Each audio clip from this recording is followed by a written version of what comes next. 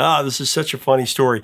Coming up, we got a supersized episode featuring a larger-than-life rock band, one of the biggest ever, on one of their biggest songs. It wasn't a big hit here in America, but it's become a classic track. Everyone loves it because of its myth, its story. And its story all started when the band's pint-sized lead singer tangled with a plus-sized Tasmanian devil. This legendary girl was so large and in charge that the singer was straight up scared to reject her advances. But after a night of rolling in the hay with her, his mind was blown, so he immortalized her in today's classic song. Would it be just a one-night stand, or would this intrepid frontman go back for more? He'd certainly turn it into one of the great hard rock songs of its time. It's the story of a song that ain't exactly small, as they say. It's coming up next on Professor of Rock. Hey, music junkies, Professor of Rock, always here to celebrate the greatest artists and the greatest songs of all time. You know, if you hated test day at school a long time ago, you remember that where it took all day standardized tests, you're going to dig this channel of deep musical nostalgia. Make sure to subscribe below. Click the red button. The t-shirt of the day today is The Who. Also check us out at Patreon. Today we're getting down to brass tacks and honoring a song that has proved to be bigger than its contemporaries. It's a standard from the acdc canon. It's got a great story. From their album Let There Be Rock, it's the 1977 single, Whole Lotta Rosie.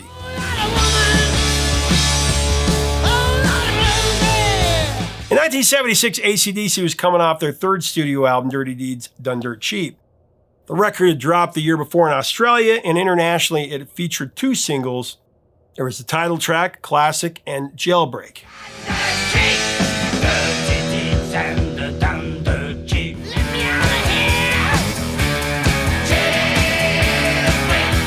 Now, neither of those songs charted here in the States, which is no surprise.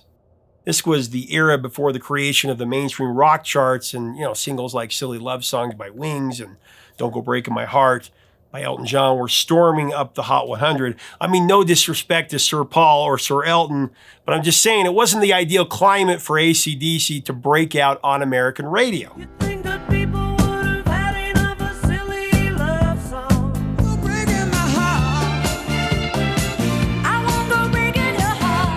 And as a result of this contrast, acdc's US label Atlantic decided that they didn't want anything to do with this band. Can you imagine a label dropping acdc? It's mind-blowing. They hated the Dirty Deeds album, and they told acdc's manager Michael Browning they weren't releasing the album and they were dropping them from the label. Okay. However, the band would be saved in the 11th hour by chief executive Phil Carson, a legend who I've interviewed before. He believed in him. Phil set up a meeting with Atlantic's co-owner, Neshu Erdogan, the brother of Ahmet Erdogan, and he made a pitch to keep the band. It worked, as Erdogan was convinced, and Atlantic didn't drop him. Despite being on the ropes, acdc were collectively pissed. There was no way they were toning down their sound for America. And according to bassist Mark Evans, after they made their next album, they were going to shove it up Atlantic's arse. That was the words they used.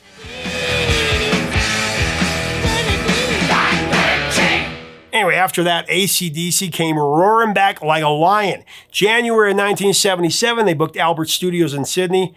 They just spent a couple of weeks kicking ass and taking names as per usual. The resulting record was Let There Be Rock. And as you'd expect, the LP was a high-octane onslaught that just didn't let up. It was released in Australia shortly after, on March 21st of 77. An international version dropped 4 months later on July 25th of 77. Outside the United States, Let There Be Rock was fairly well received. For example, it went to number 29 in Sweden, went to number 19 in their home turf in Australia. It went to number 17 in the UK, also number 10 in the Netherlands. But the album wouldn't be acdc's breakthrough in America. Not yet. It actually stalled at number 154 on the US Billboard 200. And his singles were, of course, MIA on the Hot 100 at that time.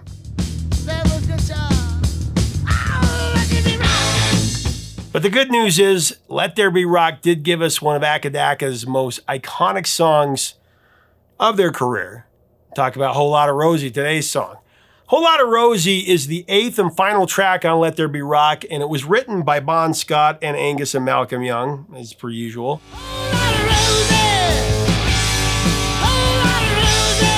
So Rosie's main riff was part of an earlier song with different lyrics called Dirty Eyes. They recorded that in September '76 for a potential EP.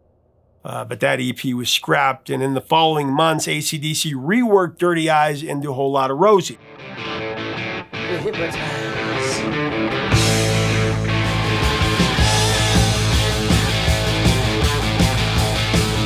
The band would struggle for about a week to make the transition to Whole Lotta Rosie, but when it finally clicked, they knew they had something really powerful, something really, really good. Describing the song, Malcolm said, and I quote, "We were always big fans of early rock and roll, like Elvis and Heartbreak Hotel, things like that. The stop and start things, the dynamics. If anything, for Whole Lotta Rosie, we were looking for a feel like Little Richard, a good old steaming rock feel. It evolved into that, but you're just looking for that vibe." You gotta tell the tale, but just take a walk down the street too. Won't tell your story. Reportedly, the title Whole Lotta Rosie was also a nod to Led Zeppelin's Whole Lotta Love. Very cool there.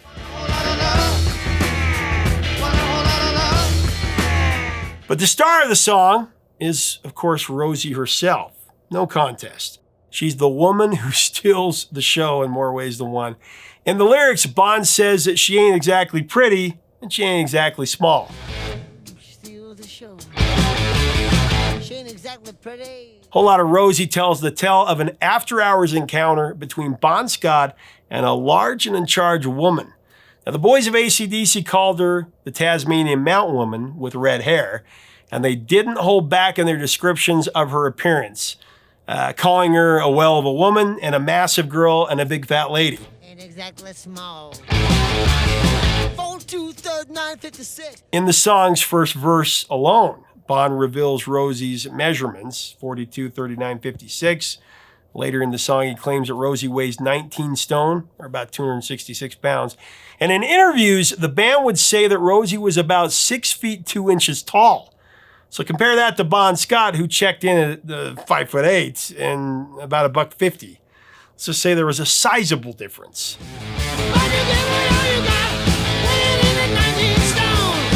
Now, as far as the story of Bon and Rosie getting together, getting it on, there are several accounts of what really went down, mostly coming from band members. Now, not all of them align perfectly. For all this is rock and roll. However, it's likely that Rosie wasn't just a one-night stand. Accounts tell of multiple late-night rendezvous between Rosie and Bon.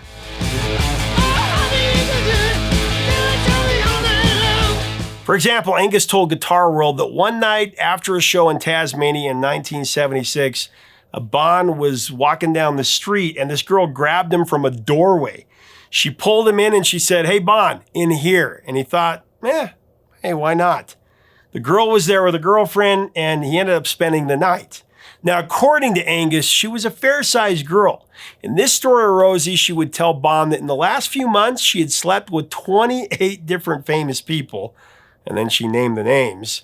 Then the next morning, Bon woke up pinned against the wall behind Rosie. Thinking that Bon was still asleep, she actually leaned across to her girlfriend who was sharing the room and whispered, 29.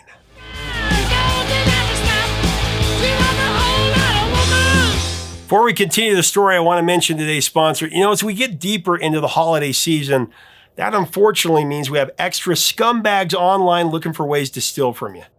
That's why it's an excellent idea to get Surfshark privacy protection for your electronic devices.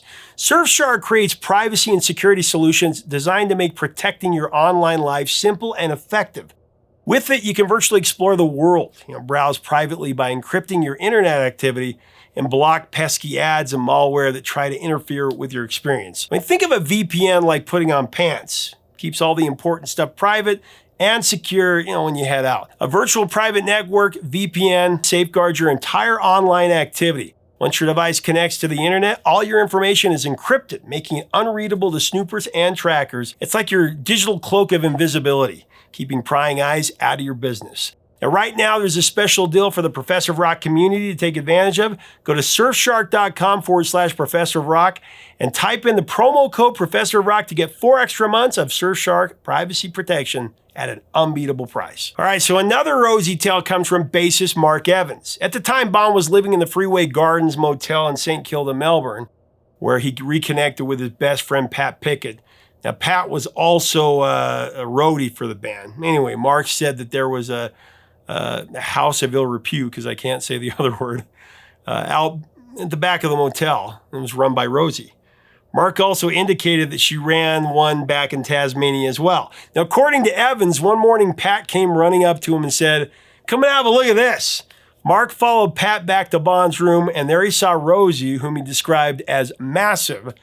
And Bon was beneath her, but all you could see was his little arm sticking out from underneath. And Pat said, "Look, he's in there somewhere."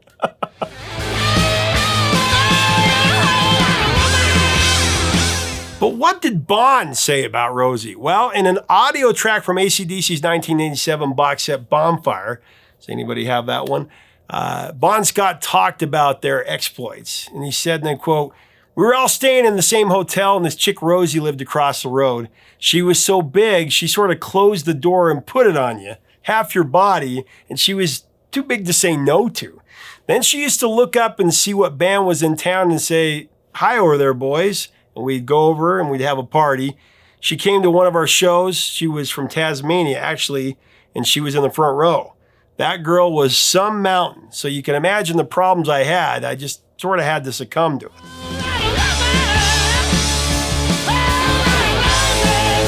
Then there was Michael Fazolar, a friend of Bon's and the lead singer of the Miami punk band Critical Mass. He also got a description of Rosie from Bon back in '79. Get this.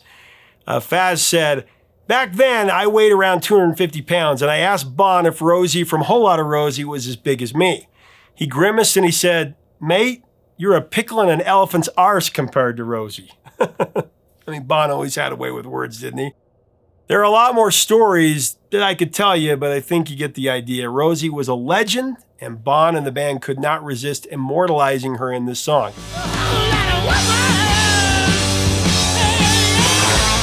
Whole Lotta Rosie was released as a single in a few countries in the summer of '77. It wasn't released here in America, though. And if you look at what was ruling the radio, like I said, you can see why. I mean, you had Dreams by Fleetwood Mac, I'm Your Boogeyman by Casey and the Sunshine Band, and Best of My Love by The Emotions. Rosie didn't really fit in with the light and easy favorites of that time.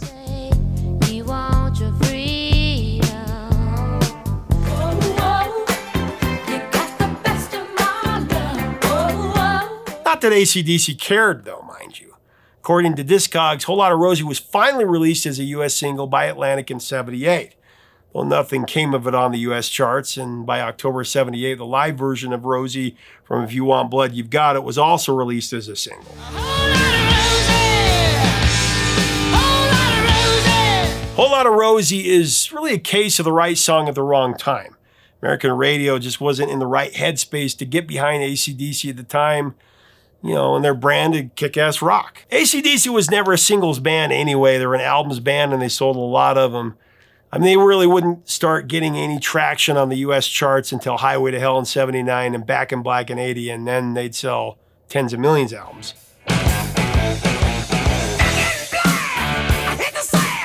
Rosie, it was just released too early in AC/DC's career.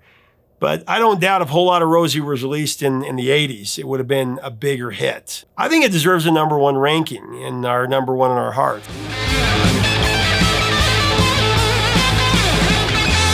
Whole Lotta Rosie's been covered by a lot of great ones. Sammy Hagar, Twisted Sister, The Offspring, Anthrax, Steel Panther, Primus. Keith Urban's done it. Smashing Pumpkins, The Flaming Lips, even Robin Zander.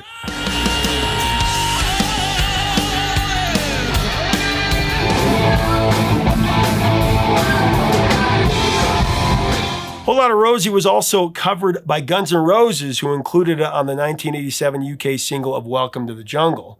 It's also on their 1988 Live from the Jungle LP. Speaking of live, Whole Lotta Rosie is one of AC/DC's most popular in-concert tracks.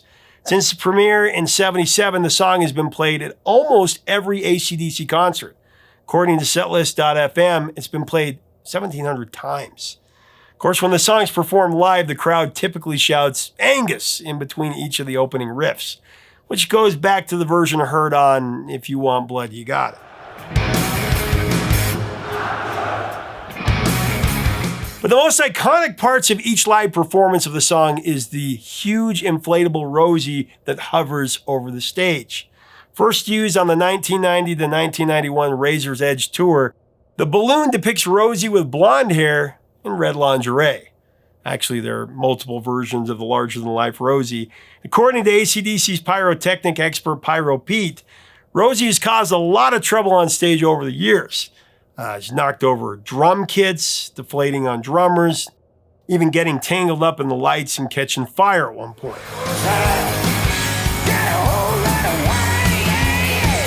So now that we've told the story of the song, here's the one question I have left to ask. Who was Rosie? In the nearly 5 decades since Whole Lotta Rosie was released, not much has been revealed about her identity, who she really was. Aside from her measurements and her profession, in her home in Tasmania, numerous attempts have been made over the years to track her down, all of them dead ends pretty much. But then a possible breakthrough came in 2021 via AC/DC biographer Jesse Fink. Now, Fink's been a controversial figure in AC/DC history. I like his stuff. Previous episodes, we've covered his hypothesis about Bon Scott writing portions of Back in Black before his death. Without access to the band, much of the research depends on the people who are so close to AC/DC, so you take what you can get. But after years of research, Jesse Fink wrote a blog post saying that he discovered the identity of the real Rosie. Now, that post has since been taken down, but its contents have been reported on multiple outlets. They've been quoted in Loudwire and Ultimate Classic Rock, things like that. Reportedly, Jesse Fink explained in his post that he was contacted by an Australian woman who said that she had known the real Rosie. The source said Rosie's real name was Rose Marie Garcia. She confirmed that Rosie was born in Tasmania and also lived in St. Kilda. She was of Pacific Islander heritage. She was a big girl. She was tall and heavy. According to Fink's source, Rosie became a heroin addict and a lady of the night to support her habits. Again, I can't say certain words on YouTube here. Wrecked by drug abuse, Rosie began losing weight, and upon further research, Fink would discover that writer Dean Goodman uncovered Rose Marie Carol Garcia's death certificate in 2022. It stated that she died in 1979 in Melbourne. She was only 22. Fink also shared an alleged photo of Rosie in '78 with a man named Graham Fry. Concluding his blog post, Fink said, "This is a whole lot of Rosie, a human being, and not the butt of a fat joke." She's also far less gargantuan than the song makes out, but Bon Scott was a born yarn spinner. It's rock and roll. It's just really unfortunate that there was such a sad story behind her. Rest in peace, Rosie.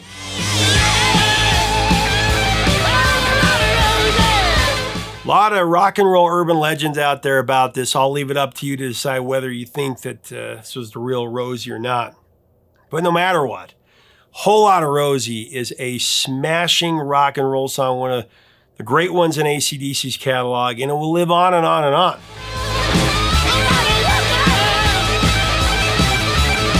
The song has received a share of criticism for its depiction of Rosie. We live in a different time, but as I said, Bon was a great yarn-spinning storyteller. He was having a little fun with some good old-fashioned hyperbole rock and roll. It's not like this is the only song about larger-than-life characters in rock and roll. There are a lot of songs about weight-related themes. I mean, from Queen's Fat Bottom Girls to the Smiths' Some Girls Are Bigger Than Others to Fat by Weird Al, I Like Big Butts by Sir Mix-a-Lot. The list goes on and on and on.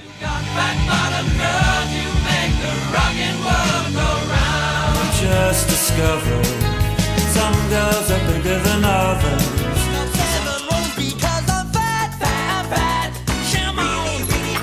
When it comes to this subject, some songs have been tactful and positive, others have been lighthearted and humorous, and others have been straight up mean. But as for AC/DC, I think Bon Scott was dazzled by this large and in charge lady of the night, and he did it as a tribute.